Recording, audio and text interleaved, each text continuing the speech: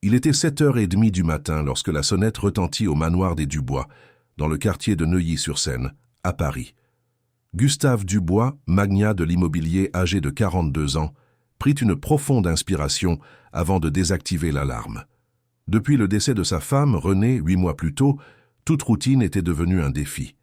Il arrangea rapidement ses cheveux grisonnants sur les tempes et ouvrit la porte, découvrant une femme d'environ 40 ans, aux cheveux bouclés noués en un chignon simple, aux yeux bruns attentifs et à la posture digne malgré ses vêtements modestes. « Bonjour, je suis Léa Olivier. Je suis venu pour l'entretien d'embauche de femme de ménage. »« Ponctuel, » observa Gustave, consultant sa montre. « Entrez, je vous en prie. » L'agence d'emploi avait envoyé le 7e CV en moins de 3 mois. Les 6 autres femmes de ménage n'avaient pas tenu plus de 2 semaines chacune. Le problème n'était ni le salaire généreux, ni les conditions de travail. Le problème, c'était Louise, la fille de Gustave, âgée de 9 ans. « Patientez dans le salon, s'il vous plaît. Je vais chercher vos documents dans le bureau, » dit-il en désignant le canapé en cuir beige. Léa hocha la tête, s'asseyant sur le bord, observant discrètement les lieux. Le manoir était un monument au luxe discret. Sols en marbre italien, œuvres d'art contemporaine française, mobilier de designer. Mais il y avait quelque chose d'étrange dans l'atmosphère. Les rideaux étaient toujours à moitié fermés, conférant un air sombre à un lieu qui avait clairement été conçu pour être lumineux.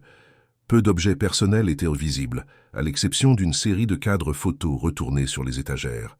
« Avez-vous de l'expérience avec les enfants ?» demanda Gustave en revenant feuilletant les documents. « Oui, j'ai travaillé comme nounou avant de me spécialiser dans les services domestiques.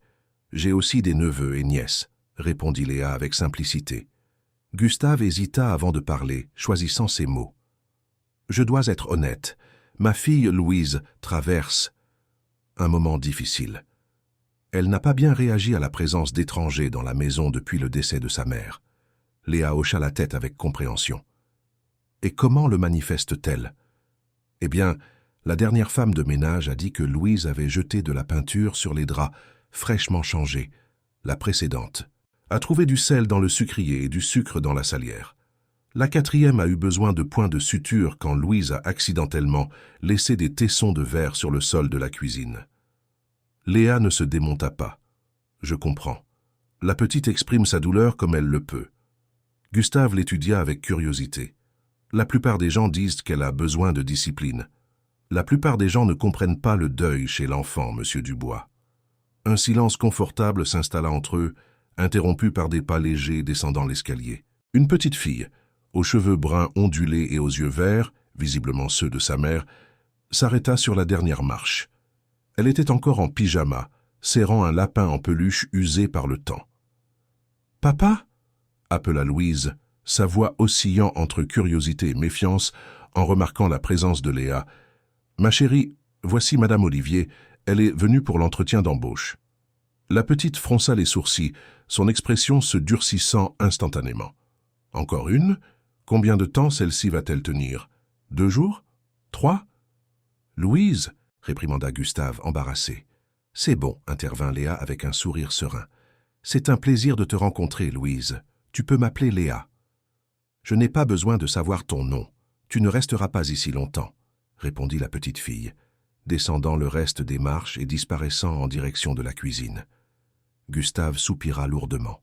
« Je suis désolé pour son comportement. Il n'y a pas besoin de s'excuser. Puis-je commencer aujourd'hui ?»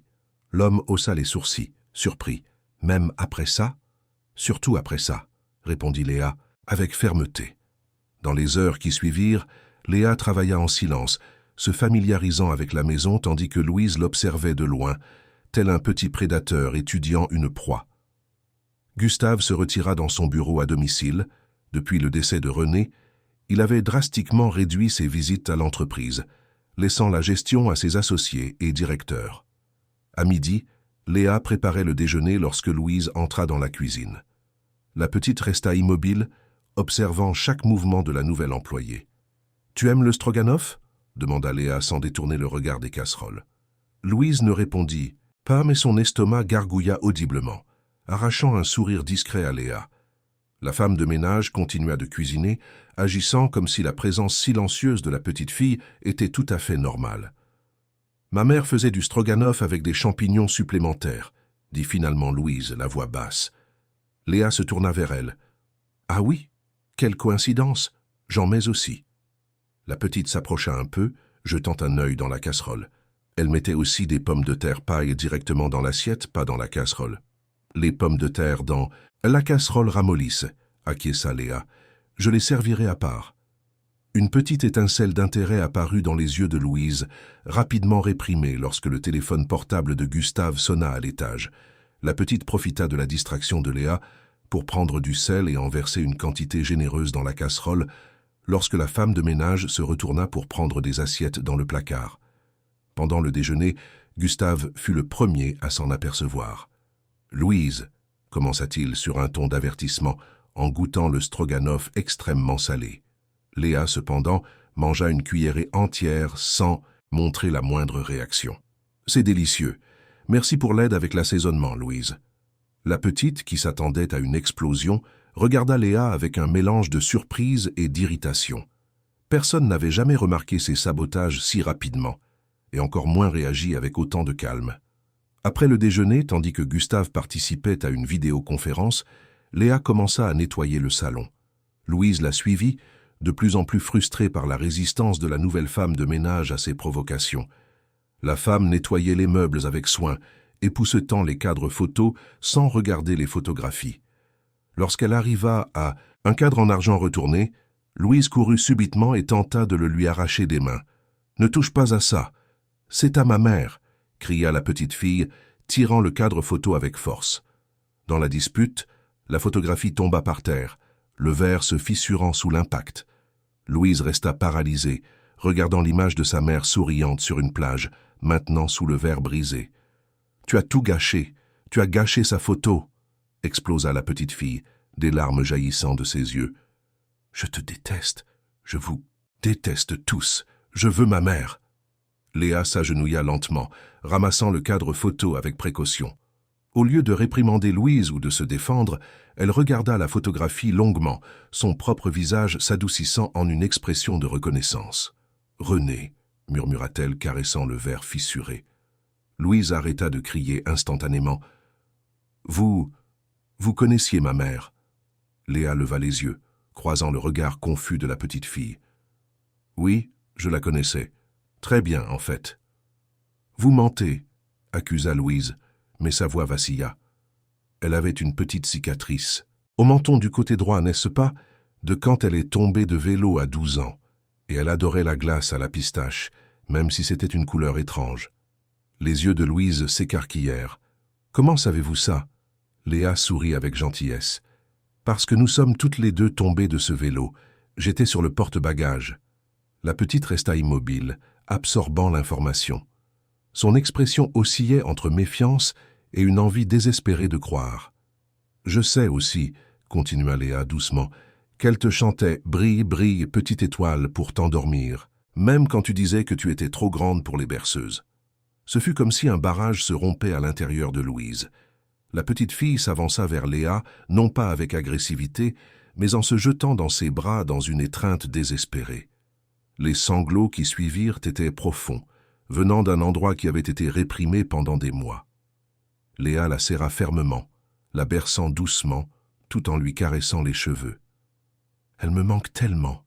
pleura Louise contre l'épaule de la femme. « Ça fait tellement mal. Je sais, ma petite, je... »« Sais » répondit Léa, la voix elle-même étranglée. « Ta mère était incroyable, et elle t'aimait plus que tout au monde. » Gustave, attiré par les cris, se figea sur le pas de la porte du salon en assistant à la scène. Sa fille, qui pendant des mois avait rejeté tout contact physique au-delà de l'essentiel, s'accrochait maintenant à une étrangère comme si sa vie en dépendait.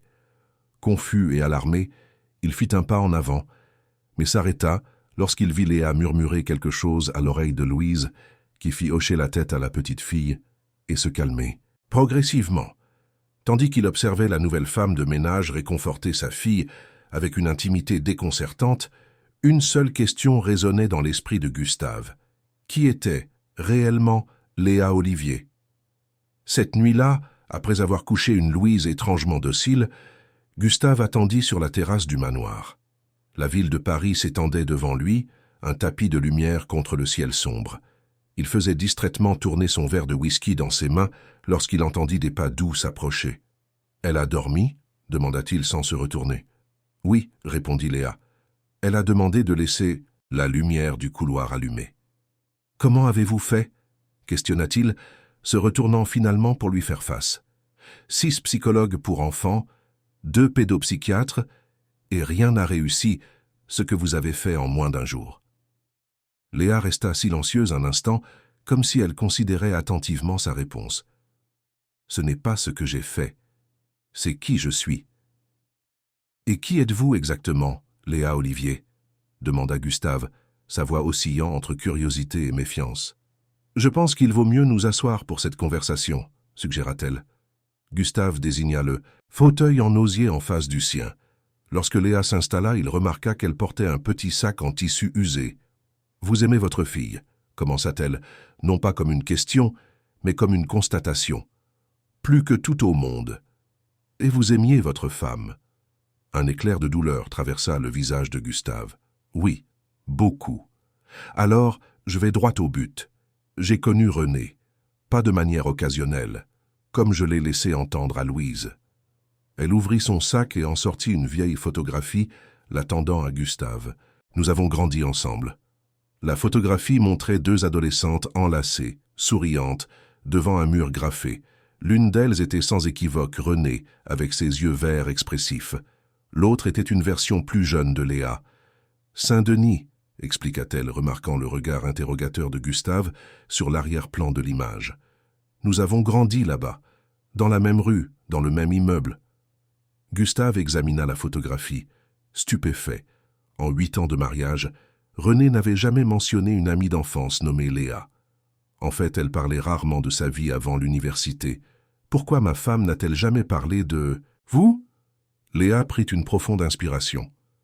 Parce que lorsque René est entrée à la Sorbonne avec une bourse complète, elle a commencé une nouvelle vie. Une vie qui, finalement, n'avait plus de place pour moi. Les mots planèrent dans l'air comme de la fumée. Gustave avait rencontré René à l'université, où elle étudiait l'architecture et lui, l'administration. Il savait qu'elle venait d'origine modeste. Cela avait toujours fait partie de son admiration pour elle, sa détermination à surmonter les circonstances. Mais les détails étaient toujours restés nébuleux, comme si René avait érigé un mur entre son passé et son présent. « Continuez », demanda-t-il, se servant un autre verre de whisky et offrant de l'eau à Léa, qui accepta d'un signe de tête. « Nous étions inséparables depuis l'âge de 6 ans. Nous partagions tout, nourriture, vêtements, rêves. Nous étudions ensemble tous les jours. Renée a toujours été brillante, vous savez. Tandis que je me débattais pour comprendre les mathématiques, elle résolvait des problèmes complexes, comme si c'était un jeu. » Gustave sourit involontairement. C'était la Renée qu'il avait connue, un esprit vif, une résolveuse de problèmes. Quand nous avons eu 17, « Vince, » continua Léa, « nous nous sommes promis l'une à l'autre que, quoi qu'il arrive, nous prendrions toujours soin de ce que l'autre avait de plus précieux. » Elle marqua une pause. C'était un pacte d'adolescente, vous savez, de ceux que l'on fait avec tout le sérieux du monde à cet âge. « Que s'est-il passé ensuite ?» demanda Gustave, se doutant déjà de la réponse. Renée a obtenu la bourse. Elle a déménagé dans une colocation étudiante. Au début, elle revenait tous les week-ends me raconter ses cours, les professeurs, ses nouveaux amis. Puis ce fut tous les 15 jours, tous les mois, jusqu'à ce que... Léa détourna son regard vers la ville, jusqu'à ce que les visites s'arrêtent. Les appels téléphoniques devinrent rares. Gustave sentit un serrement au cœur. Il avait connu Renée en 2e année de faculté. À cette époque, elle fréquentait déjà les cercles de l'élite parisienne, s'adaptant comme un caméléon talentueux. Il n'avait jamais imaginé le coût émotionnel de cette transformation. « C'est là qu'elle vous a rencontré, » dit Léa sans accusation dans la voix. « Et votre famille ?»« Ma famille, » répéta Gustave, une note amère dans la voix. « Surtout ma mère, j'imagine. » Léa hocha la tête. « Je ne lui en veux pas, Gustave. René a fait des choix difficiles, mais les siens. Quand vous vous êtes fiancés, j'ai reçu un dernier appel téléphonique. » Elle pleurait. Elle a dit que votre mère avait clairement fait comprendre que, pour être acceptée dans la famille Dubois, elle devait couper tous les liens avec son passé, à Saint-Denis. Et vous ne l'avez plus jamais revue. Pas personnellement. J'ai suivi sa vie sur les réseaux sociaux de loin. J'ai vu quand Louise est née, comme Renée semblait heureuse sur les photos. Elle l'était, affirma Gustave. Heureuse, je veux dire. Du moins, je le croyais. Un silence pesant s'installa entre eux, rempli seulement par les sons lointains de la ville. « Pourquoi maintenant » demanda finalement Gustave. « Pourquoi chercher cet emploi précisément maintenant ?» Léa sortit une autre photographie de son sac. Cette fois, une image de journal. Une petite note sur le décès de Renée Dubois, épouse du magnate Gustave Dubois, après des complications dues à un anévrisme. La matière mentionnait brièvement les difficultés d'adaptation de la fille du couple. Je me suis souvenu de notre pacte, prendre soin de ce que l'autre a de plus précieux. Renée disait toujours que si un jour elle avait des enfants, ils seraient son plus grand trésor. « Alors vous êtes venu pour tenir une promesse d'adolescence ?» demanda Gustave, l'incrédulité dans la voix. « Je suis venu parce qu'une partie de Renée vit en Louise, et parce que personne d'autre que moi n'a connu Renée avant qu'elle ne devienne Madame Dubois. Votre fille souffre parce qu'elle a perdu sa mère sans vraiment la connaître entièrement. » Gustave se leva abruptement, marchant jusqu'à la balustrade de la terrasse. Les mots de Léa l'atteignaient comme des flèches précises, exposant des blessures qu'il ne savait même pas posséder. « Savez-vous ce que Louise m'a demandé le mois dernier ?» dit-il, le dos tourné à Léa. « Elle m'a demandé si sa mère avait un livre préféré quand elle était enfant. Je n'ai pas su répondre.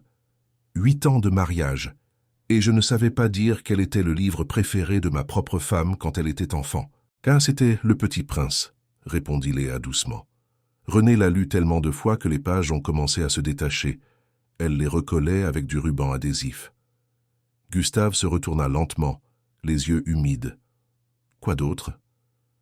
Elle avait peur des cafards. Elle collectionnait les petits cailloux colorés qu'elle trouvait dans la rue. Sa saveur de pizza préférée était le salami épicé aux oignons. Et elle connaissait toutes les capitales du monde, parce qu'elle rêvait de voyager un jour. Chaque détail était comme un trésor déterré, des fragments de la femme qu'il avait aimée mais jamais complètement connue. « Je veux vous croire, » admit Gustave, « mais comprenez ma position. Vous apparaissez de nulle part, conquérant ma fille avec des informations que n'importe quelle personne proche de Renée pourrait savoir. » Léa se leva, le fixant avec dignité. « Que voulez-vous comme preuve? J'ai des photos, de vieilles lettres, même un journal intime que nous partagions. Je peux faire venir des voisins de Saint-Denis qui nous ont connus. Madame Zuleide qui prenait soin de nous quand nos mères travaillaient. Monsieur Georges, le propriétaire de l'épicerie qui nous laissait prendre des bonbons à crédit quand nous étions enfants. »« Ce ne sera pas nécessaire, » répondit Gustave après un moment. « Il y a quelque chose dans vos yeux, la façon dont vous parlez d'elle. Ce n'est pas quelque chose que l'on peut feindre. » « Alors, vous me croyez ? » Je suis enclin à vous croire, mais il faut que vous compreniez une chose. Louise est tout ce qui me reste. Si c'est une sorte de... Il hésita, cherchant le mot. Coup monté, compléta Léa, une ombre de chagrin dans les yeux. Je ne suis pas après votre argent, Gustave. J'ai ma vie, mon travail. Je suis venue parce que... Elle s'arrêta comme si elle rassemblait son courage. Je suis venue parce que je suis aussi en deuil. J'ai perdu ma meilleure amie 2 fois. La première pour ce monde auquel elle a choisi d'appartenir. La seconde pour toujours. Le silence qui s'ensuivit eut un poids différent, chargé non pas de méfiance, mais d'une reconnaissance mutuelle de la douleur. « Si je vous permets de rester ici, » dit finalement Gustave, « ce sera sous certaines conditions. » J'écoute. Premièrement, nous garderons votre véritable lien avec Renée entre nous pour l'instant. Je veux observer comment Louise réagit à votre présence avant de compliquer les choses. Léa hocha la tête. Compréhensible. Deuxièmement, je veux que vous me racontiez tout sur Renée, chaque souvenir, chaque histoire, non pas pour moi, mais pour que je puisse les partager avec Louise quand ce sera approprié. C'est précisément ce que j'ai l'intention de faire. Et troisièmement, il hésita, je dois vérifier vos antécédents. Rien de personnel, juste une diligence de base. J'ai une fille à protéger. Faites ce que vous voulez, répondit Léa avec sérénité. Je n'ai rien à cacher. Gustave tendit la main, que Léa serra fermement. Un accord silencieux était scellé. Une dernière chose, ajouta-t-elle, lâchant sa main. J'aimerais continuer en tant que femme de ménage, pas comme une sorte d'invité spécial. René valorisait le travail honnête par-dessus tout. Et Louise a besoin de stabilité, pas de plus de changements. Gustave hocha la tête, surpris par le respect qu'il commençait à ressentir pour cette femme. Comme « vous préférez ». Cette nuit-là, tandis que Léa retournait dans son petit appartement du quartier de Montreuil, Gustave resta éveillé, feuilletant des albums de photographie. Dans chaque image de René, il cherchait maintenant les traits de cette jeune femme de Saint-Denis qu'il n'avait jamais connue. Et pour la première fois depuis des mois, il sentit une étincelle d'espoir. Peut-être, à travers les histoires de Léa, Louise pourrait-elle retrouver quelque chose de la mère qu'elle avait perdue. Peut-être qu'ils le pourraient tous. La transformation dans la maison des Dubois au cours des semaines suivantes fut subtile, mais indéniable, comme un jardin. S'éveillant après un long hiver, de petits changements fleurissaient quotidiennement. Les rideaux, auparavant perpétuellement à moitié fermés, s'ouvraient désormais pour accueillir le soleil. Les cadres photos de René, qui pendant des mois étaient restés retournés, reprirent leur position initiale, son sourire à nouveau visible dans chaque pièce. Léa s'acquittait de ses fonctions de femme de ménage avec une efficacité discrète, maintenant la maison impeccable. Mais c'était dans les moments entre les tâches que la véritable magie opérait, quand elle s'asseyait avec Louise et, l'air de rien, laissait échapper des fragments du passé. « Ta mère avait le rire le plus contagieux du monde », commenta Léa un après-midi, tandis qu'elle pliait des vêtements dans la chambre de la petite fille. Quand elle commençait à rire, elle ne pouvait plus s'arrêter. Elle devenait rouge, essoufflée, parfois même avec des hoquets. Louise, qui dessinait assise sur le lit, leva les yeux avec intérêt. « Comme mon rire ?» Léa sourit. « Exactement comme le tien. C'est impressionnant comme tu as hérité de ça d'elle. » La petite fille considéra l'information, la gardant comme un bijou précieux. « Qu'est-ce que j'ai hérité d'autre d'elle ?» Eh bien, outre les yeux verts, l'entêtement assurément. Quand sa mère décidait quelque chose, personne au monde ne parvenait à lui faire changer d'avis. « Papa dit toujours que je suis têtue comme une mule », commenta Louise, avec un mélange de fierté et d'inquiétude. « C'est un compliment, tu sais. C'est cette détermination qui a aidé ta mère à accomplir tout ce qu'elle a réalisé dans la vie. » Ces conversations se déroulaient naturellement, sans contrainte. Yara n'imposait jamais de souvenirs. Elle les offrait simplement comme quelqu'un qui partage un secret précieux. Et Louise, avide de toute connexion avec sa mère, absorbait chaque mot. Gustave observait cette dynamique avec un mélange de gratitude et de mélancolie. Une nuit, après avoir couché Louise, il trouva Yara dans la cuisine, se préparant à partir. Elle a demandé à entendre plus d'histoires sur quand sa mère était enfant, commenta-t-il, s'adossant au chambranle de la porte. « Oui, » répondit Yara, rangeant son sac. « J'ai raconté la fois où René avait organisé une pièce de théâtre dans le quartier. Elle n'avait que 10 ans, mais elle a convaincu tous les adultes de l'aider. Elle a écrit le scénario, distribué les rôles, cousu les costumes avec des chutes de tissu. Ce fut un succès. Nous avons collecté de l'argent pour rénover la petite place publique. » Gustave hocha la tête émerveillé. « Elle ne m'a jamais raconté ça. »« Il y a beaucoup d'histoires qu'elle n'a pas racontées, » observa Yara sans rancune. « Certaines personnes ont besoin de laisser le passé derrière elles pour construire l'avenir. Tu penses que c'était ça? Ou était-ce la pression de ma famille ?» Yara réfléchit avant de répondre. Probablement un peu des deux. René a toujours eu de grands rêves, mais elle était aussi sensible au rejet. Quand elle a rencontré ta famille, ils peuvent être assez intimidants, compléta Gustave. Un silence compréhensif plana entre eux. « Pourquoi ne t'es-tu jamais marié ?» demanda Gustave abruptement, se surprenant lui-même par cette question personnelle. Yara le regarda avec un mélange de surprise et d'amusement. « Qui a dit que je ne m'étais jamais marié ?»« Oh, pardon, je présumais. Je me suis mariée à 22 ans, expliqua-t-elle, avec un professeur d'éducation physique. Cela a duré 3 ans. Il voulait des enfants immédiatement. Je voulais terminer ma formation d'infirmière auxiliaire. Incompatibilité d'objectifs, comme on dit. « Tu es infirmière ?» demanda Gustave, réellement surpris. « Infirmière auxiliaire. J'ai travaillé à l'hôpital Pitié-Salpêtrière pendant 6 ans. Ensuite, dans une clinique privée à Saint-Denis. Et maintenant, tu nettoies ma maison. » Le commentaire sortit plus brusque que Gustave ne l'avait voulu. Yara, cependant, ne fut pas offensée. « Maintenant, je suis exactement là où je dois être, répondit-elle avec sérénité. Les professions ne sont que des étiquettes, Gustave. Ce qui compte, c'est le but.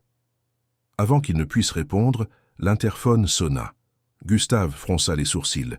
Il était presque 9 heures du soir, une heure inhabituelle pour des visites. « Monsieur Almeida, votre cousine Déborah est là », annonça l'agent de sécurité du condominium.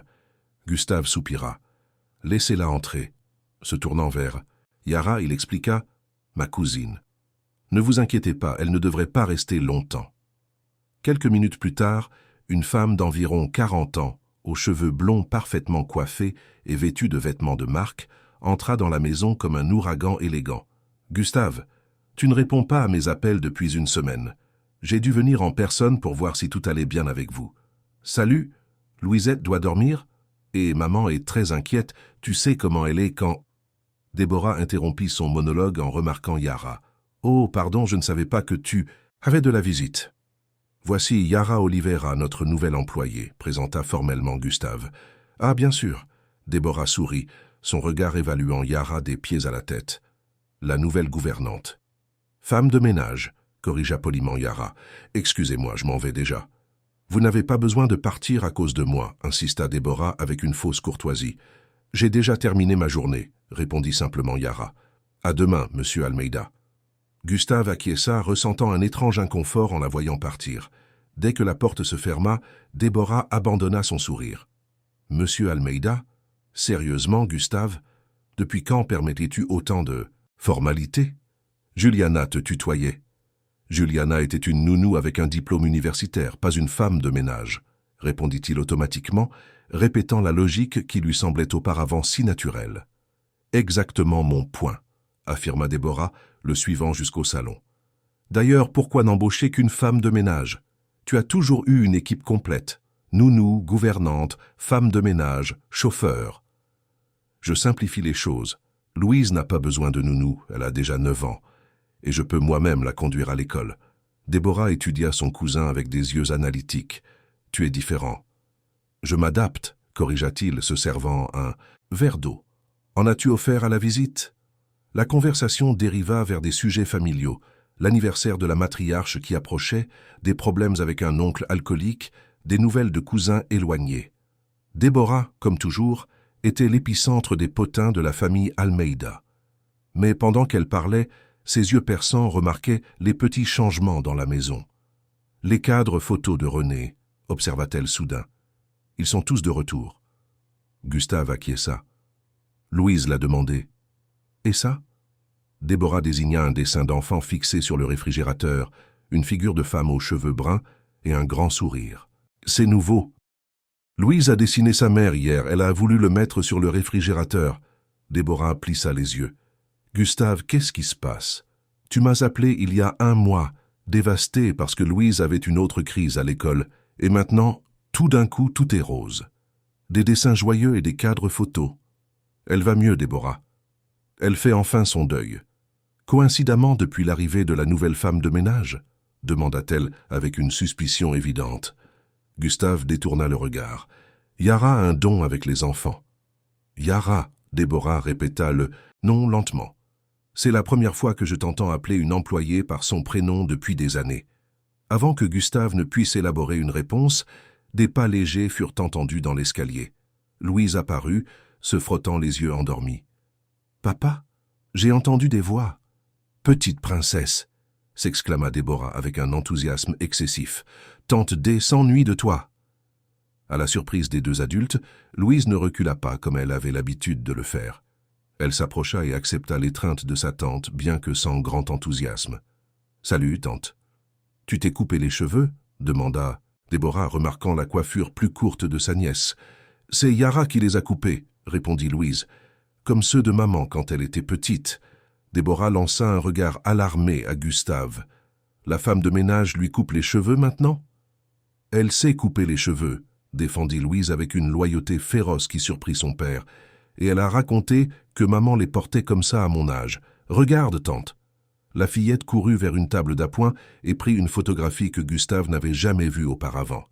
Une Renée enfant avec la même coupe de cheveux que Louise arborait maintenant fièrement. « D'où vient cette photo ?» demanda Déborah, sa voix maintenant chargée de suspicion. C'est Yara qui l'a apporté, répondit innocemment Louise. Elle a plein de photos de maman quand elle était petite. Et elle m'a raconté que maman a gagné un concours d'orthographe à l'école, comme moi la semaine dernière. Gustave réalisa trop tard l'erreur stratégique. Le visage de Déborah alternait entre des nuances de surprise et d'indignation. « Louise, ma chérie, il est tard, » intervint-il doucement. « Retourne au lit, d'accord? Je vais venir te border dans une minute. » À contre-cœur, la fillette obéit, non sans avoir auparavant serré son père dans ses bras. Un autre geste qui avait disparu ces derniers mois et qui revenait maintenant progressivement. Dès que Louise fut montée, Déborah croisa les bras. « Gustave Almeida, qu'est-ce que diable se passe ici? Comment ta femme de ménage a-t-elle de vieilles photos de René? C'est compliqué. »« Simplifie, » ordonna-t-elle. Gustave soupira, se massant les tempes. Yara a connu René par le passé. Dans le passé quand? Dans l'enfance. Elles ont grandi ensemble à la Courneuve. Déborah écarquilla les yeux. Tu es en train de me dire que tu as embauché une femme du passé de René? Ce passé qu'elle a tenu à laisser derrière elle? Le passé que ta mère, ma tante, a pratiquement exigé qu'elle abandonne pour être acceptée dans la famille? Ce n'était pas intentionnel, se défendit Gustave. Je ne l'ai découvert qu'après qu'elle travaillait déjà ici. Et tu l'as gardée? Gustave, tu as perdu la tête. Cette femme vous manipule, évidemment. Elle veut probablement de l'argent, ou pire. Tu n'as pas vu comment Louise lui a répondu, argumenta Gustave, sa voix se durcissant. Pour la première fois depuis que nous avons perdu René, ma fille rit de nouveau. Elle parle, elle fait des câlins. Je ne vais pas renvoyer la seule personne qui a réussi cette connexion. Déborah respira profondément, comme si elle parlait à un enfant têtu. Cousin, je comprends ta douleur. Vraiment. Mais tu es naïf. Cette femme apparaît de nulle part, pleine d'histoires opportunes et de vieilles photographies. Et tout d'un coup, elle devient indispensable? Tu ne vois pas le schéma? Quel schéma, Déborah? La classique arnaque de l'ami du passé. Elle a probablement tout recherché sur vous, a obtenu de vieilles photos, et maintenant elle sème les graines d'une sorte d'extorsion émotionnelle ou financière. Gustave sentit la colère monter. Tu ne sais pas de quoi tu parles. Non, alors dis-moi, as-tu vérifié ses antécédents, ses références, son casier judiciaire? Le silence de Gustave fut une réponse suffisante. C'est ce que je pensais, conclut Déborah, prenant son sac. Je vais enquêter sur cette Yara Oliveira, pour toi et pour Louise. Quand je reviendrai avec des preuves de qui elle est vraiment, tu me remercieras. Déborah, ne t'en mêle pas. Bonne nuit, cousin, coupa-t-elle, se dirigeant vers la porte. Préviens ta mère que tu es vivant, au moins, et fais attention à qui tu laisses entrer dans ta vie, et dans celle de Louise. La porte se ferma avec un léger clic, mais le poids des mots de Déborah demeura. Gustave monta les escaliers lentement, l'esprit en plein tourbillon. Dans la chambre de Louise, il trouva sa fille non pas endormie comme il s'y attendait, mais assise sur le lit, feuilletant un album de photographies qu'il n'avait jamais vu auparavant. « Papa », appela-t-elle quand il entra, « Yara m'a donné ça aujourd'hui, ce sont des photos de maman, quand elle était petite. Regarde, c'est la maison où elle habitait. » Gustave s'assit à côté de sa fille, observant les images d'une Renée qu'il n'avait jamais connue. Une fillette maigrelette, avec un uniforme scolaire rapiécé, jouant au ballon dans une rue en terre.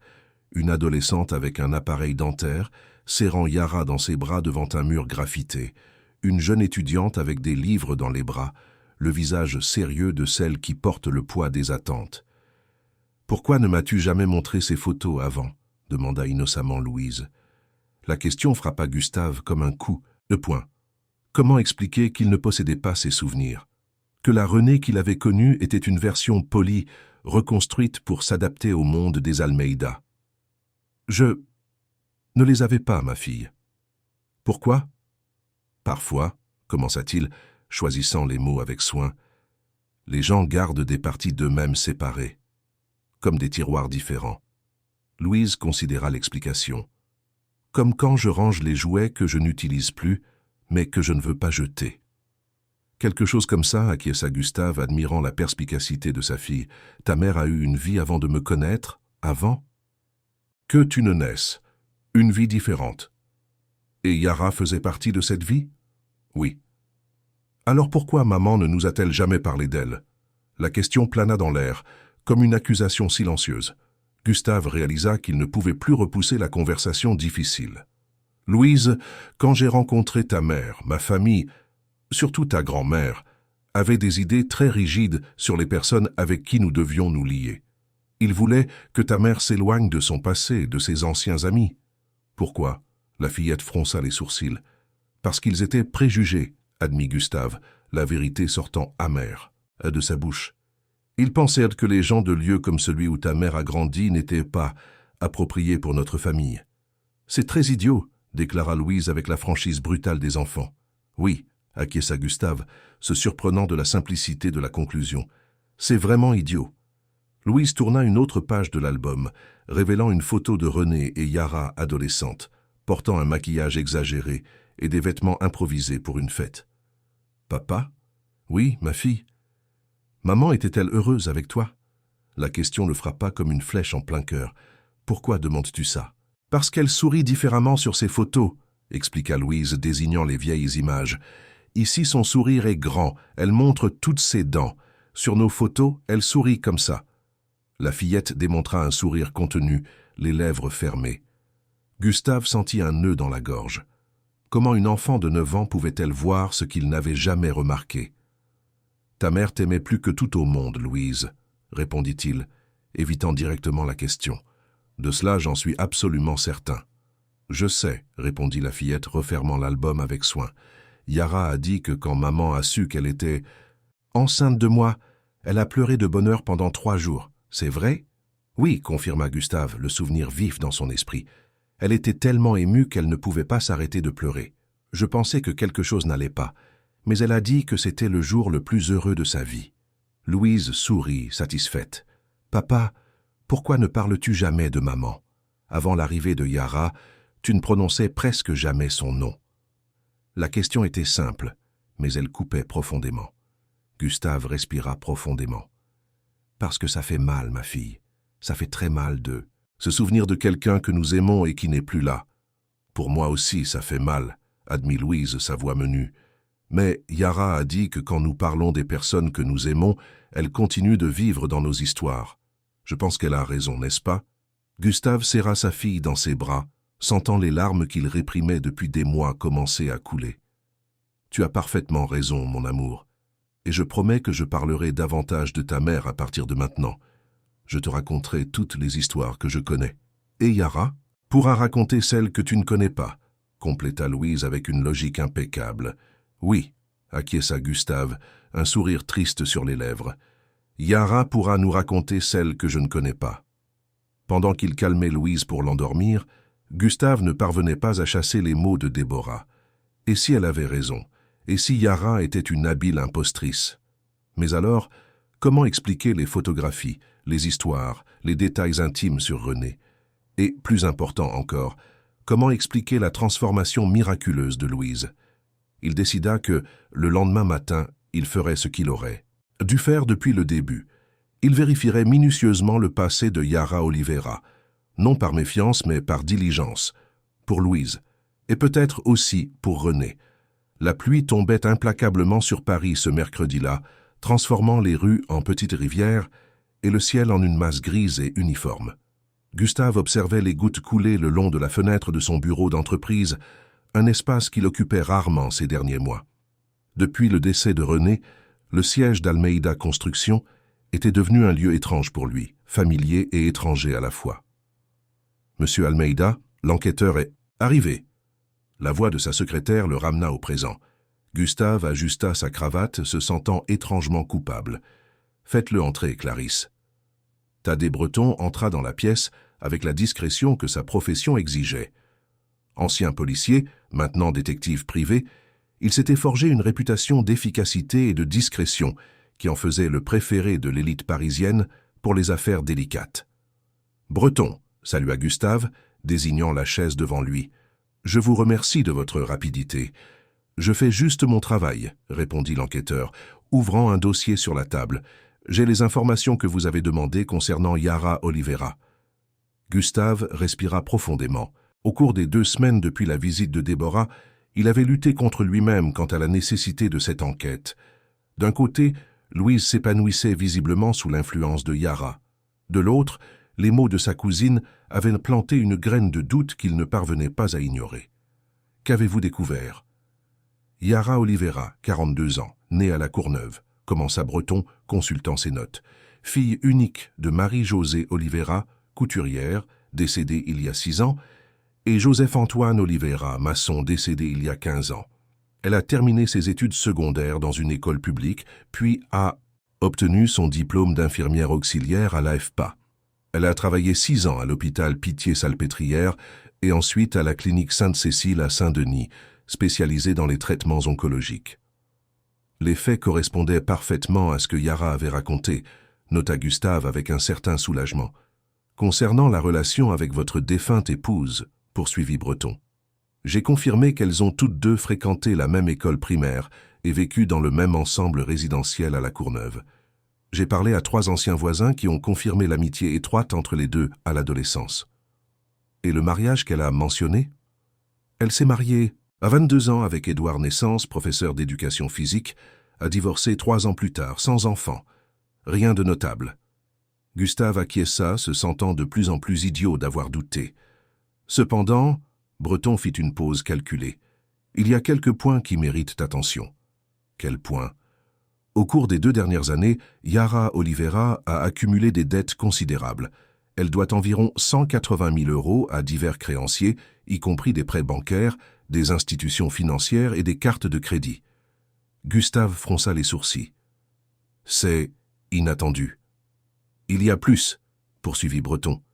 Elle a quitté son emploi à la clinique il y a 8 mois, après une période de congés médicaux récurrents. Depuis lors, elle a travaillé temporairement dans 3 résidences différentes, ne restant jamais plus de quelques semaines. Congés médicaux? Elle est malade? Breton consulta ses papiers. Je n'ai pas pu accéder aux dossiers médicaux spécifiques, mais j'ai trouvé des reçus d'une clinique hématologique spécialisée. Il y a aussi des registres d'achats fréquents dans des pharmacies spécialisées en médicaments coûteux, principalement des immunosuppresseurs. Le bureau parut soudain plus froid. Gustave se leva, marchant de nouveau vers la fenêtre.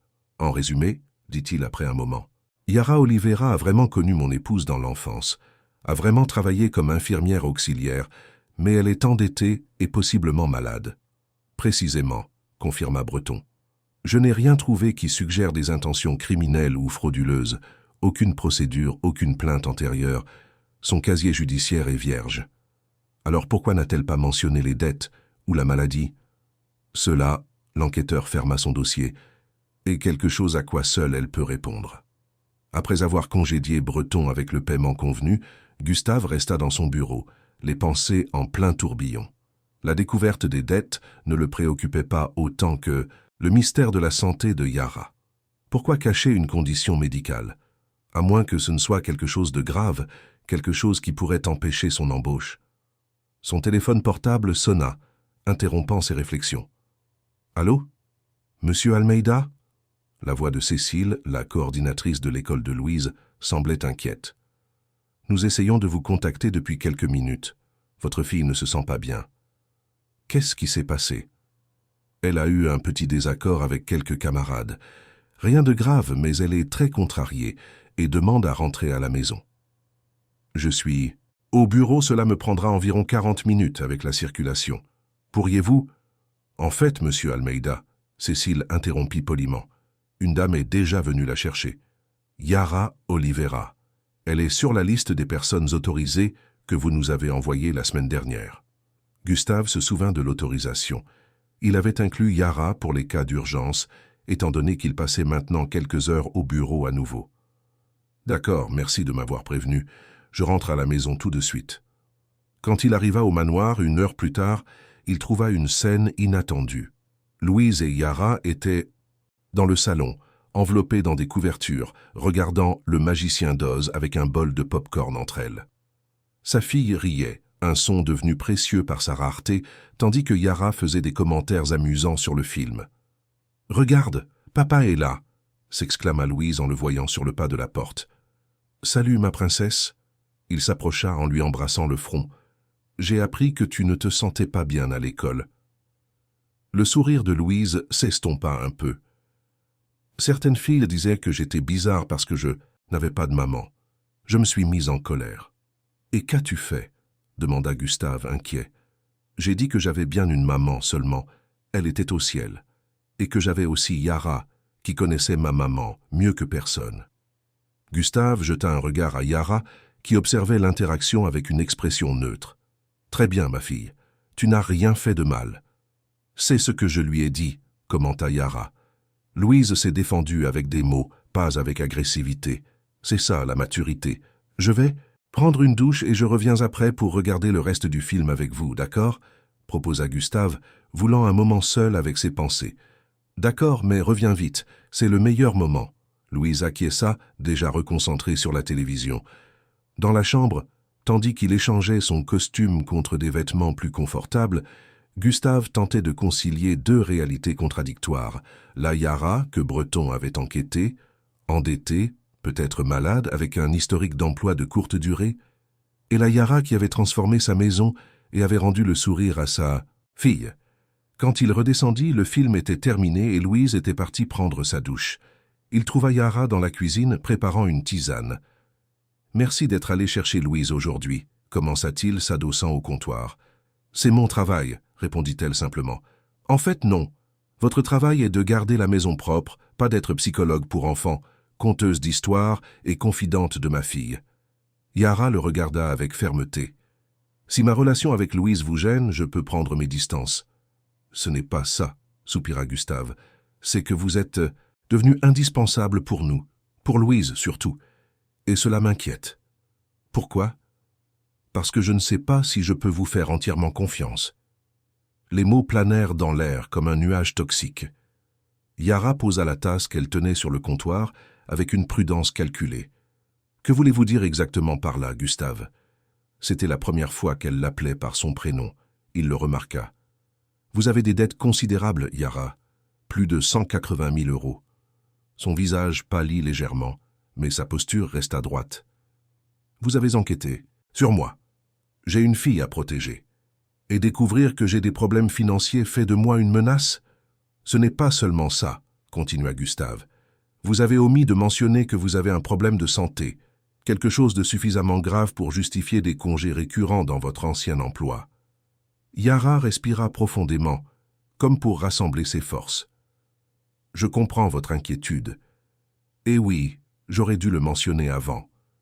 Mais ce n'était pas pertinent pour ma capacité à faire le travail.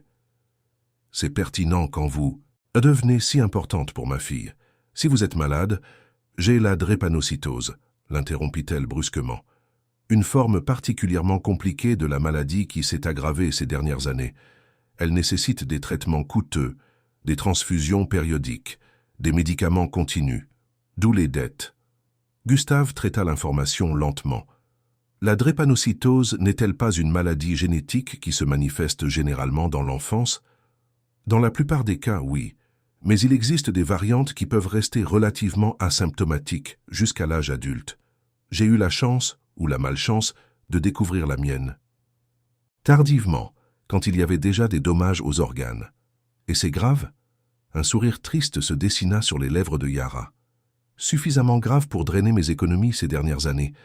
Je n'ai pas de mutuelle qui couvre tous les traitements nécessaires. Pourquoi ne l'avez-vous pas dit avant ?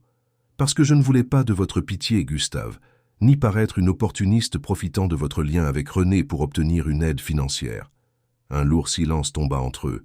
Dehors, la pluie continuait à tomber, créant un rideau d'eau qui isolait la maison du reste du monde. « Écoutez, » parla enfin Yara, « je comprends vos soupçons. À votre place, j'aurais aussi enquêté. Alors réglons ça une bonne fois pour toutes. » Elle prit son sac en sortant une petite enveloppe. « Voici mes examens récents, mes ordonnances médicales, mes justificatifs de traitement. Je n'ai rien à cacher. » Gustave ne prit pas les documents. « Ce n'est pas nécessaire. »« Si, ça l'est, » insista-t-elle, posant l'enveloppe sur la table. « Et plus encore. Si vous préférez que je m'éloigne, je comprendrai parfaitement. Je peux recommander quelqu'un d'autre pour s'occuper de la maison. Quelqu'un sans complications. » « Vous feriez ça ?» demanda Gustave, sincèrement surpris. Après tout ce lien avec Louise, Si c'est le mieux pour elle, oui. Et le pacte avec René? Prendre soin de ce qu'elle avait de plus précieux? Certaines promesses doivent être rompues quand la réalité change, répondit Yara avec dignité. Je ne peux pas tenir un serment d'adolescence aux dépens de la tranquillité de sa fille. À ce moment-là, Gustave vit au-delà de la femme de ménage, au-delà de l'ami d'enfance de son épouse, au-delà de la femme malade et endettée. Il vit quelqu'un avec une intégrité qui devenait de plus en plus rare dans son monde. Louise serait dévastée si vous partiez, il admit finalement. Moi aussi. Yara le regarda avec surprise. Même en sachant tout cela, peut-être surtout en sachant tout cela. Avant que Yara ne puisse répondre, ils entendirent Louise descendre les escaliers. La fillette entra dans la cuisine en pyjama, les cheveux mouillés de sa douche. « De quoi parlez-vous » demanda-t-elle, regardant l'un après l'autre. « Nous parlions de problèmes d'adultes », Gustave répondit vaguement. « Comme quoi ?» La curiosité enfantine persista. Gustave et Yara échangèrent des regards. Il acquiesça légèrement, autorisant la vérité.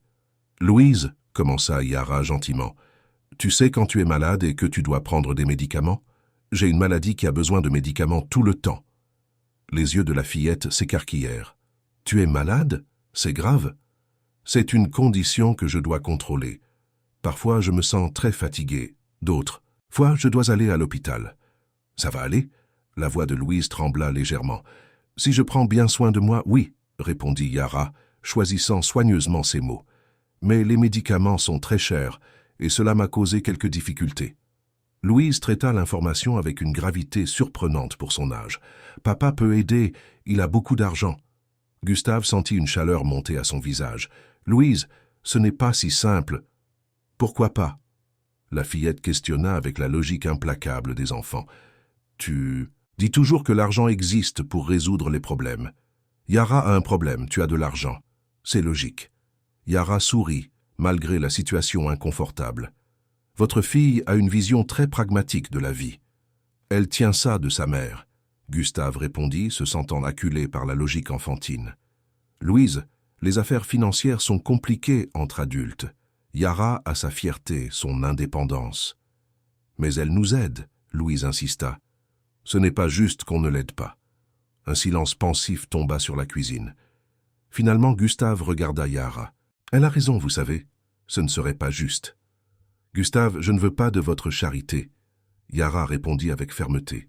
« Ce ne serait pas de la charité, » il corrigea. « Ce serait un investissement. »« Investissement en quoi, exactement ?»« Dans la santé de ma fille. » Gustave répondit simplement.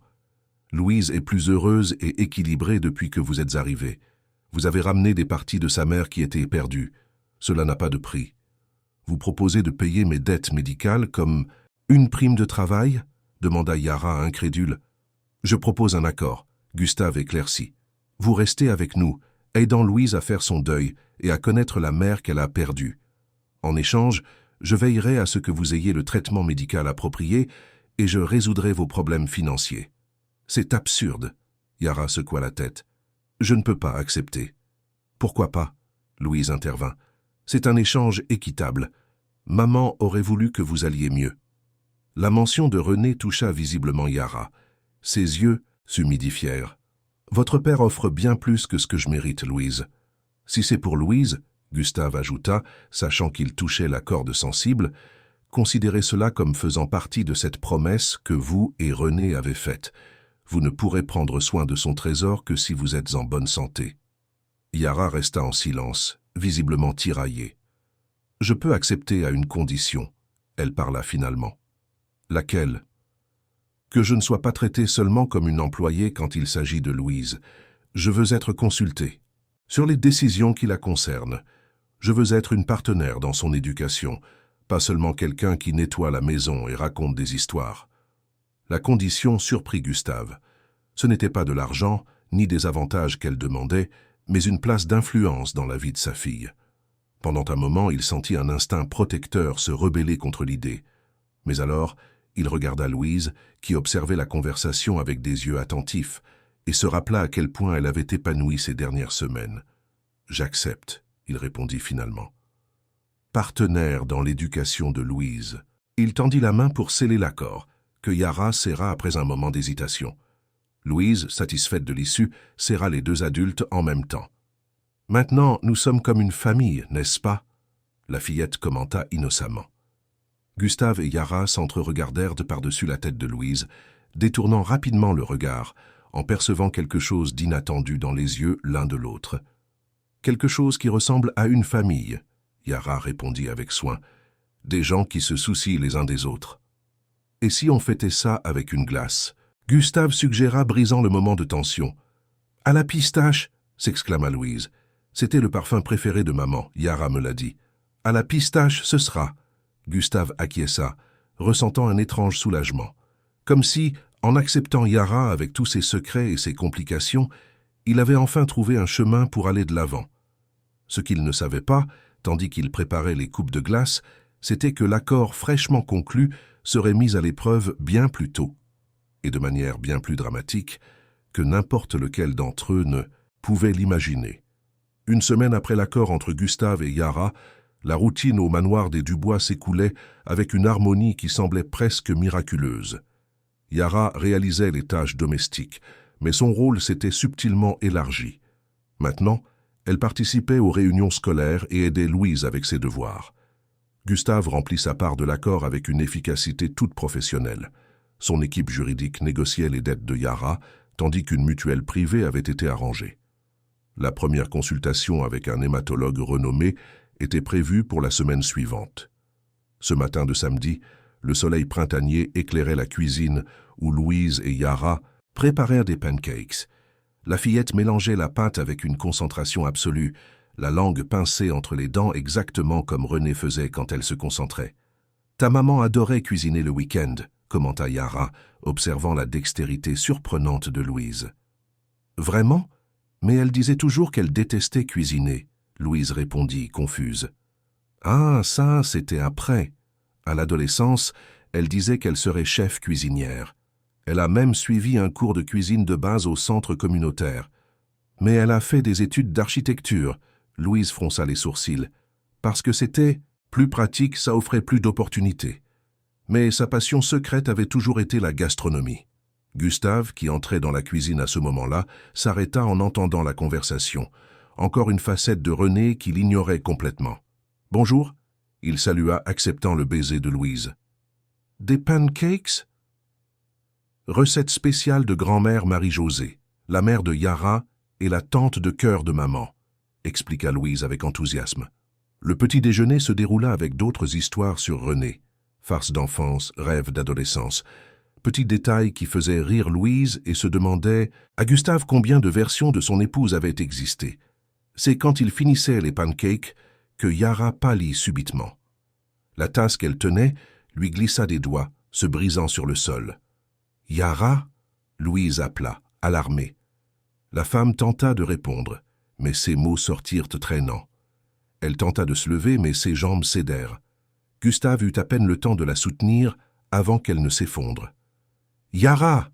il cria, la soutenant. « Qu'est-ce qui se passe? Vous m'entendez ?»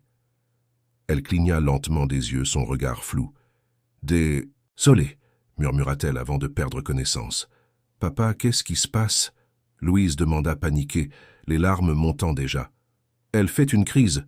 Gustave expliqua, portant Yara jusqu'au canapé. « Je vais appeler une ambulance. » « Non, l'ambulance va prendre du temps. » Louise le surprit par sa lucidité. « Emmène-la dans ta voiture, c'est plus rapide. » Quelques minutes plus tard, ils étaient dans la Mercedes, en direction de l'hôpital de la Pitié-Salpêtrière.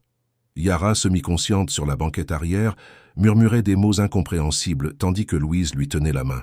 « Ça, va aller, ma fille !» Gustave répétait. « Yara est forte, elle va s'en sortir. »« Elle ne peut pas partir comme maman. » Louise sanglota.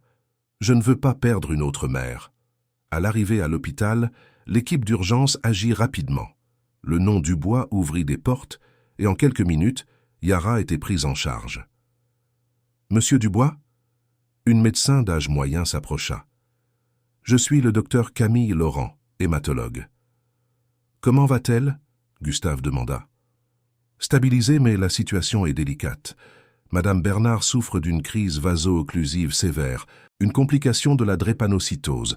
Les cellules sanguines anormales bloquent la circulation vers des organes vitaux. C'est grave. La question sortit comme un murmure. Assez.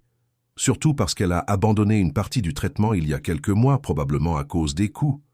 Gustave sentit une vague de culpabilité. Quel est le traitement? Hydratation intraveineuse, analgésique puissant et oxygénothérapie. Mais elle aura besoin de transfusions sanguines et de médicaments spécifiques pour éviter de nouvelles crises. Le traitement est coûteux et prolongé. L'argent n'est pas un problème, Gustave affirma. Faites tout ce qui est nécessaire. Papa, Louise tira sa manche, je peux voir Yara? La médecin hésita. Elle est sous sédatif et subira d'autres examens. Peut-être que demain serait plus approprié. S'il vous plaît, Louise implora. Juste une minute, j'ai besoin de lui dire quelque chose. La médecin reconsidéra. 5 minutes seulement. Gustave et Louise furent conduits dans une salle de traitement. Yara était connectée à divers appareils, sa peau normalement mate maintenant grisâtre. Louise s'approcha avec précaution. « Salut, Yara !» elle murmura, lui tenant la main. « Je ne sais pas si tu peux m'entendre, mais je veux que tu saches que nous sommes là, papa et moi, et nous allons prendre soin de toi comme tu prends soin de nous. Tu as promis de raconter d'autres histoires de maman. » Louise continua. « Alors tu dois guérir, d'accord? Parce que j'ai besoin de tout savoir, et parce que tu es importante pour nous. Très importante. » Durant les jours suivants, Gustave et Louise établirent une routine autour de l'hôpital. Le matin, il emmenait sa fille à l'école et se rendait à la Pitié-Salpêtrière, travaillant à distance depuis la suite hospitalière. L'après-midi, il allait chercher Louise, et ensemble, ils lisaient à Yara semi-consciente. Ce fut le 4e jour, quand Louise était sortie avec la psychologue de l'hôpital, que Yara se réveilla enfin complètement. Ses yeux rencontrèrent Gustave travaillant sur son ordinateur portable. « Il semble que j'ai survécu », elle murmura d'une voix rauque. Gustave posa son ordinateur, s'approchant. « Comment vous sentez-vous » ? Comme si j'avais été heurté par un bus, elle tenta de sourire.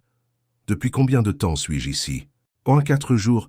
Louise va bien, effrayée, mais gérant la situation mieux que ce à quoi je m'attendais. » « La médecin a dit que vous avez abandonné une partie du traitement, » Gustave commenta. « J'ai dû choisir entre payer le loyer et acheter les médicaments les plus chers. »« Vous n'aurez plus à faire ce genre de choix, » il dit. « Votre traitement est entièrement couvert maintenant. »« Merci, » Yara répondit. « Je vous rembourserai quand je pourrai. »« Ne soyez pas ridicule. Ce n'est pas ridicule de vouloir garder ma dignité.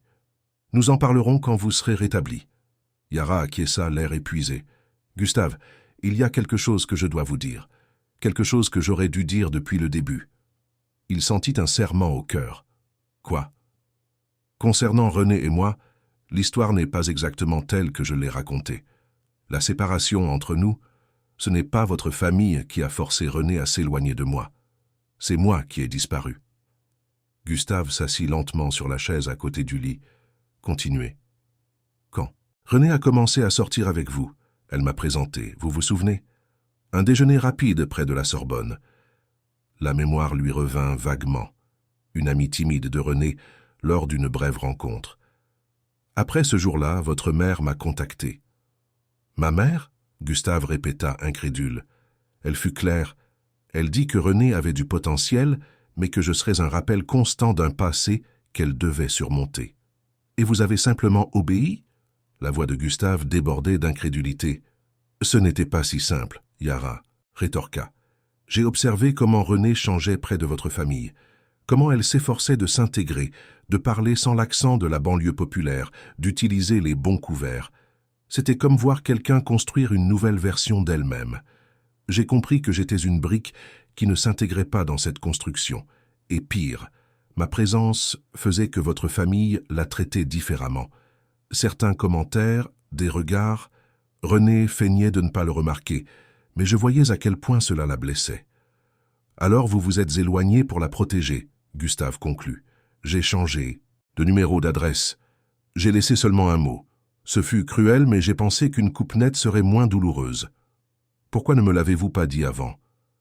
Parce que j'ai honte de cette décision jusqu'à aujourd'hui, et parce que je ne voulais pas que vous sachiez à quel point votre famille avait été capable d'être cruelle envers quelqu'un pour être né au mauvais endroit. Gustave se leva. marchant jusqu'à la fenêtre. « Ma mère n'a jamais mentionné cela. »« Bien sûr que non, » Yara répondit. « Certaines actions sont difficiles à justifier. » Un lourd silence s'installa entre eux.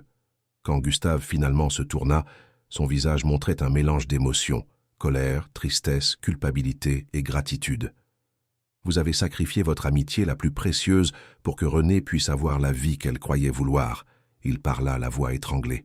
« Et maintenant vous êtes ici, tenant une promesse pour une amie que vous avez vous-même choisi de quitter. » « La vie suit rarement un chemin linéaire, » Yara répondit. « Parfois, nous devons faire un pas en arrière pour permettre aux autres d'avancer. » Renée était au courant? À de l'implication de ma mère? Nous n'en avons jamais parlé, mais Renée était intelligente. Je pense qu'au fond, elle a compris. Gustave absorba le poids de tout cela. Sa famille avait manipulé les circonstances, éliminant ce qu'il considérait inapproprié dans le passé de Renée. Et lui, aveuglé par le privilège, n'avait jamais remis en question le processus par lequel son épouse était passée. Était-elle heureuse? La question lui échappa. Avec moi? Avec la vie que nous avons construite? Je pense que oui. Différente, transformée, mais heureuse à sa manière.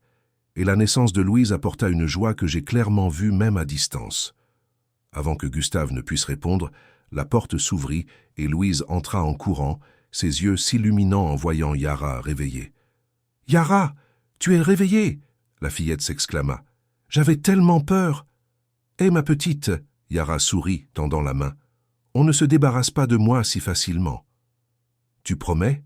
demanda Louise, l'insécurité transparaissant. « Je promets, » répondit Yara, lui tenant la main. « Nous avons encore tant d'histoires à vivre. » Gustave observa l'interaction, le cœur lourd de ces révélations, mais aussi étrangement léger. La vérité, aussi douloureuse soit-elle, apportait une clarté réconfortante. Il comprenait maintenant mieux non seulement Renata et Yara, mais aussi le rôle que sa propre famille, que lui-même, avait joué dans cette situation complexe. Pendant que Louise bavardait joyeusement, Gustave prit une décision silencieuse. Il était temps de briser le cycle de préjugés et d'attentes étouffantes que sa famille perpétuait. Pour Louise, pour Renata et pour lui-même. L'automne peignait Paris de tons dorés quand Yara sortit enfin de l'hôpital. Après 2 semaines d'hospitalisation et un traitement intensif, ses médecins avaient jugé qu'elle pouvait poursuivre sa convalescence à la maison, à condition de suivre scrupuleusement les recommandations médicales. À la maison, cependant, ne signifiait pas son petit appartement à Belleville. Gustave avait préparé la chambre d'amis du manoir pour l'accueillir. « Ce n'est pas nécessaire, » protesta-t-elle. « Je peux m'occuper de moi toute seule. »« Je suis sûr que tu le peux, » répondit Gustave. « Mais Louise serait anéantie si tu ne restais pas avec nous, et franchement, moi aussi. » Ce que Gustave ne mentionna pas, c'est qu'il avait déjà résilié le contrat de location d'Yara. L'appartement, un cagibi au 4e étage sans ascenseur, avec des infiltrations, était tout simplement inadéquate pour sa récupération. Quand la voiture s'arrêta devant le manoir, Louise attendait déjà à la porte tenant une pancarte colorée. « Bienvenue à la maison, Yara », décorée de fleurs et de cœurs. « Surprise !» cria la fillette. « J'ai décoré ta chambre avec des photos de maman. » Yara sentit les larmes monter. « Merci, ma petite. C'est le plus beau cadeau que je puisse recevoir. » La chambre avait été transformée. Ses murs affichaient une douce teinte vert d'eau, la couleur préférée de Renata. Sur tout un mur, une fresque photographique retraçait la chronologie visuelle de la vie de Renata depuis ses jeux à Saint-Denis jusqu'à ses moments en famille. Pendant qu'Yara s'adaptait, Gustave reprit partiellement sa routine de travail. Louise retourna à l'école, désormais avec une joie renouvelée. Les après-midi étaient dédiés à des séances de lecture dans la chambre d'Yara. Un de ces après-midi, Gustave arriva plus tôt et trouva Louise et Yara dans le jardin. La fillette lisait à voix haute un livre sur les constellations, et la grande ours est appelée ainsi parce qu'elle ressemble à un grand ours dans le ciel, expliquait Louise. Pour moi, ça a toujours ressemblé davantage à une casserole, commenta Yara en souriant. Une casserole? Louise rit. C'est trop bizarre. Différentes cultures voient différentes formes dans les mêmes étoiles, intervint Gustave. Les Grecs y voyaient un ours, les Chinois un chariot, les peuples autochtones d'Amazonie un tapir. Et Yara y voit une casserole, conclut Louise en riant. Ce fut un moment simple, mais qui frappa Gustave avec une force inattendue. Il y avait une naturalité dans cette scène qui semblait combler un vide qu'il ne soupçonnait même pas. « J'ai une surprise pour vous, » annonça-t-il. « Que diriez-vous d'une promenade ce week-end ?»« Où ça ?» demanda Louise, enthousiaste. Gustave regarda Yara. « À Saint-Denis. » Le silence qui suivit fut lourd de sens. « Pourquoi ?» demanda finalement Yara. « Parce qu'il est temps que Louise sache d'où venait sa mère. Les ruses où elle a joué, l'école où elle a étudié, les gens qui ont fait partie de sa vie. »« Saint-Denis » répéta Louise. « C'est là que maman habitait avant ?»« Oui, c'est un quartier ici à Paris, » expliqua Gustave. « Un endroit très différent de là où nous vivons, mais qui fait partie de l'histoire de ta mère. » Louise considéra l'idée avec sérieux. « On peut aller dans la maison où elle habitait? Et à son école? Si Yara nous guide, oui. » Yara mit du temps à répondre. « L'immeuble où nous vivions a été démoli, mais je peux montrer les endroits importants. » Le samedi matin, Gustave les surprit toutes les deux en arrivant avec une Renault Clio de location.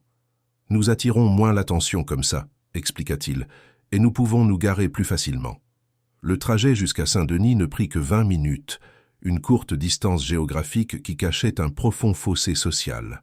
« Là commencent les limites du quartier, » indiqua Yara. « Quand nous étions enfants, tout cela était beaucoup plus désorganisé. » Louise observait tout avec des yeux écarquillés, les immeubles serrés, les rues étroites au commerce animé, les gens circulant entre les étals. Gustave absorbait chaque détail. En tant qu'agent immobilier, il connaissait Saint-Denis sur les cartes, mais n'avait jamais visité l'endroit. La vitalité le surprit, les couleurs vives, la musique, l'odeur de la nourriture en préparation.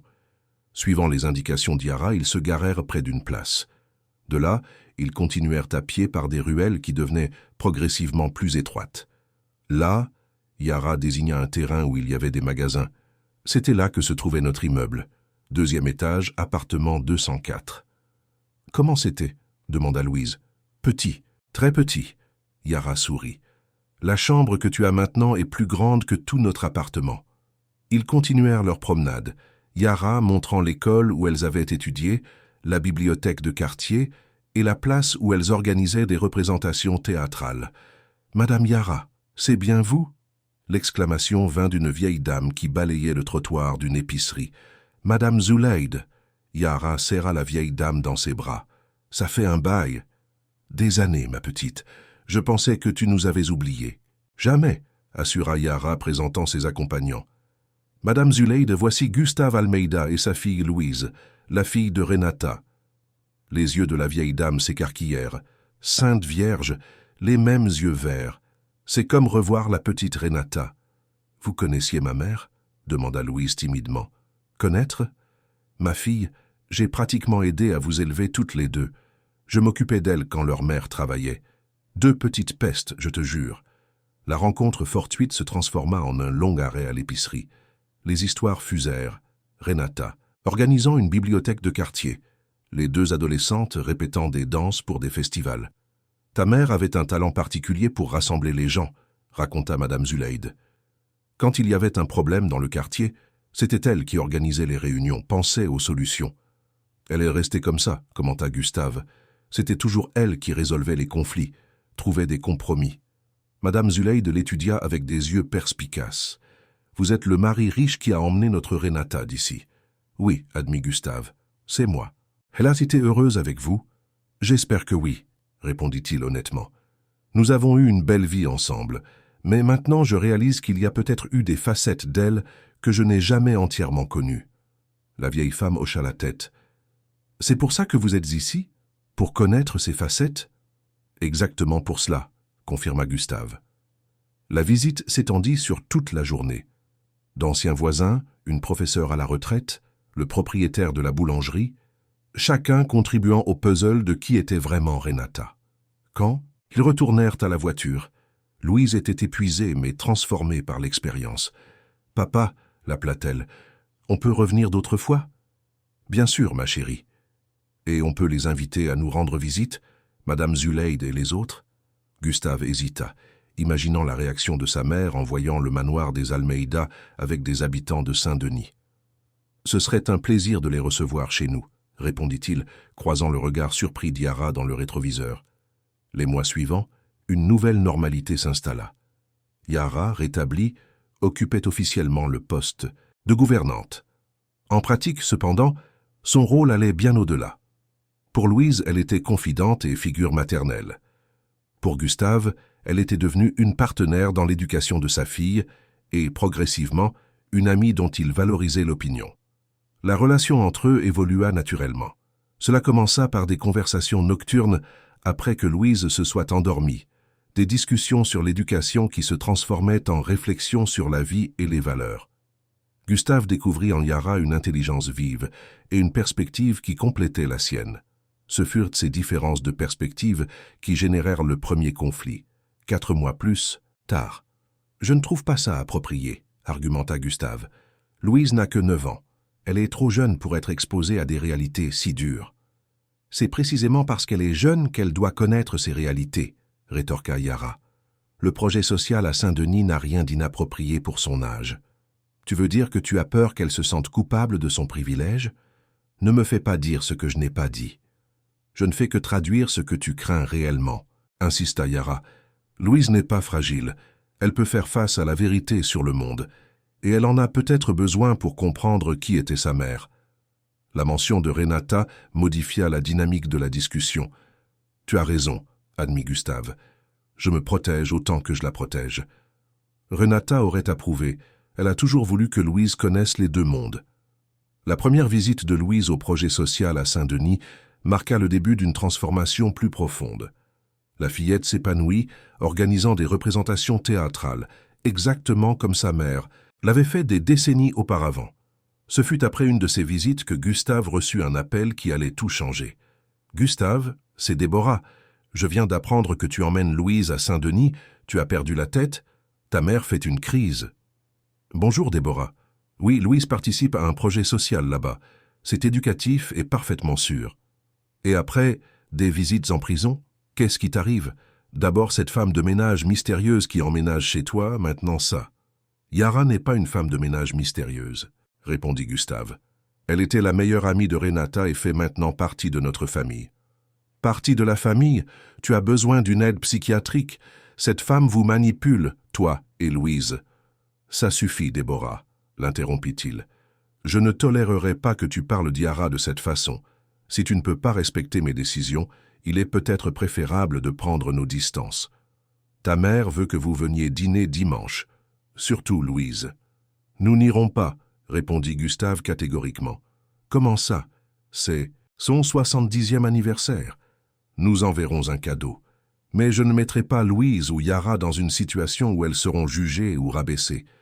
Tu choisis cette femme au lieu de ta propre mère? » La voix de Déborah débordait d'indignation. « Je choisis le bonheur de ma fille et le respect de la mémoire de ma femme, » corrigea Gustave. « Et oui, je choisis aussi Yara, qui a montré plus de compassion que notre famille n'en a jamais montré. » Cette nuit-là, après avoir couché Louise, Gustave trouva Yara sur la véranda, contemplant la ville illuminée.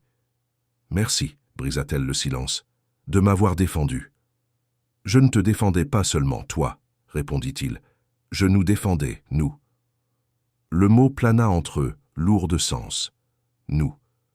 Une unité, une famille reconstruite. « Gustave, » Yara se tourna, « nous devons parler de ce qui se passe entre nous. »« Et qu'est-ce qui se passe ?» demanda-t-il, bien qu'ils connaissent tous deux la réponse.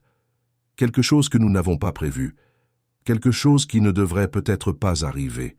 Tu fais allusion au fait que tu étais la meilleure amie de Renata ou que tu travailles techniquement pour moi? » « Les deux, » admit-elle, et aussi le fait que Louise retrouve enfin son équilibre. Compliquer cela semble risqué. « Sais-tu que Louise m'a demandé pourquoi je te regardais de la même manière que le prince regarde la princesse dans les films ?» Yara rougit. « Et qu'as-tu répondu? »« La vérité. Que parfois, quand on s'y attend le moins, on trouve quelqu'un qui ramène la lumière dans notre vie. » Gustave. « Je suis amoureux de toi, Yara, » déclara-t-il simplement. « Je ne l'ai pas planifié, je ne l'ai pas cherché, mais c'est la vérité. J'ai peur, confessa-t-elle. Peur que ce ne soit que de la gratitude. Peur de ce que Louise penserait. Peur de trahir Renata d'une certaine manière. Renata nous a unis. Même en n'étant plus là, c'est elle qui nous a menés à ce moment. Elle me détesterait, Yara sourit tristement. Si elle savait que je suis tombée amoureuse de son mari. Ou peut-être serait-elle heureuse de savoir que les deux personnes qui aimèrent le plus Louise se sont trouvées. Je pense que maman aimerait ça. Tous deux se retournèrent pour trouver Louise debout à la porte, serrant son lapin en peluche. « Louise !» s'exclama Gustave. « Depuis combien de temps es-tu là ?»« Juste un petit peu, » répondit la fillette. « J'ai fait un cauchemar. »« J'ai rêvé qu'Yara s'en allait comme maman est partie, » expliqua-t-elle. « Mais si vous commencez à sortir ensemble et qu'après vous vous disputez, alors tu devras partir. » La perspicacité de l'observation les prit tous deux par surprise. « C'est ça qui t'inquiète, qu'Yara et moi puissions avoir des sentiments l'un pour l'autre ?» Louise hocha la tête. Tante Déborah a dit que ce serait une trahison envers maman. « Louise, » demanda Yara gentiment, « qu'en penses-tu? Tu penses que ce serait une trahison ?» La fillette réfléchit profondément. « Au début, je pensais que oui, parce que si papa aimait quelqu'un d'autre, il oublierait peut-être maman. »« Et maintenant ?» demanda Gustave. « Maintenant, je pense que non, parce qu'Yara ne veut pas qu'on oublie maman. Elle raconte toujours des histoires d'elle, montre des photos, nous la fait nous souvenir. » Et aussi, continua la fillette, maman disait toujours que plus il y a d'amour, mieux c'est. Quand je lui ai demandé si elle m'aimerait moins quand le bébé naîtrait, Gustave sentit une piqûre en se rappelant la grossesse interrompue avec la vie de Renata. Elle a dit que le cœur est comme une maison magique qui peut toujours construire plus de pièces pour aimer plus de gens. Alors je pense que maman comprendrait, surtout parce que c'est Yara qui était sa meilleure amie. Finalement, Louise bâilla. « Je peux dormir avec vous aujourd'hui ?»« Bien sûr que tu peux, » répondit Gustave, la prenant dans ses bras. En marchant, Louise murmura « Ce serait bien d'avoir Yara ici tout le temps, comme une deuxième maman. » Les regards de Gustave et Yara se croisèrent, une promesse silencieuse passant entre eux. Quelques semaines plus tard, Gustave réunit Yara et Louise dans le salon. « J'ai une proposition, » annonça-t-il. « Je veux créer une fondation au nom de ta mère. Une organisation qui aiderait les enfants de quartiers comme Saint-Denis. » Les yeux de Louise s'illuminèrent. « Comme un cadeau pour maman ?»« Exactement. Et je veux l'appeler Fondation Renata Santos Almeida. » Yara haleta en entendant le nom complet, avec le nom de jeune fille que Renata avait abandonné. « C'est parfait, » répondit-elle d'une voix étranglée. « Et j'aimerais que toi, Yara, tu sois la directrice de la fondation. »« Moi ?» Yara secoua la tête. « Mais je n'ai pas d'expérience administrative. »« Tu as toutes les connaissances ? »« Humaines nécessaires, » rétorqua Gustave. « Le reste s'apprend, et je serai à tes côtés. » Le projet de la fondation devint le catalyseur de la transformation définitive entre eux. Travaillant ensemble, ils renforcèrent un partenariat qui transcendait les simples étiquettes d'amitié ou de romance. Le premier baiser se produisit naturellement, une nuit de travail. La relation évolua avec l'approbation de Louise et la désapprobation de la famille Almeida. Mais pour la première fois, Gustave découvrit que l'opinion de sa famille pesait moins lourd que son propre bonheur. 3 ans plus tard. « Tu es nerveux ?» Louise, maintenant, âgée de 12 ans, ajustait la cravate de son père. « Un peu, » admit Gustave. « C'est un grand pas. »« Vous vivez pratiquement comme mari et femme depuis des années, » commenta la préadolescente. « Ce n'est qu'un papier. »« Ce n'est pas qu'un papier, Louise. C'est un engagement, une promesse publique. » La cérémonie fut intime. Elle eut lieu dans le jardin du manoir. Il n'y avait personne de la famille Almeida, à l'exception d'un oncle éloigné. En revanche, presque la moitié de Saint-Denis semblait être venue, Madame Zuleide, d'anciens voisins, des enfants, de la fondation. Quand Yara traversa le jardin dans une robe crème, Gustave ressentit une certitude qu'il n'avait jamais éprouvée auparavant. À ses côtés, Louise tenait un petit portrait de Renata.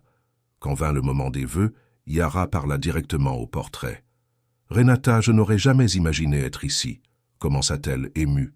« Je n'ai pas planifié de tomber amoureuse de l'homme que tu as aimé, ni d'être une deuxième mère pour ta fille. Je promets d'honorer ta mémoire chaque jour, de te maintenir vivante dans les histoires et d'aimer ta famille de tout mon cœur. » Gustave, trop ému, parla à l'improviste. « Yara, tu m'as appris que l'amour n'est pas une ressource finie, que nous pouvons honorer le passé tout en construisant un avenir. Tu as apporté la lumière là où il n'y avait que des ombres, et tu m'as montré des facettes de Renata que je n'avais jamais connues.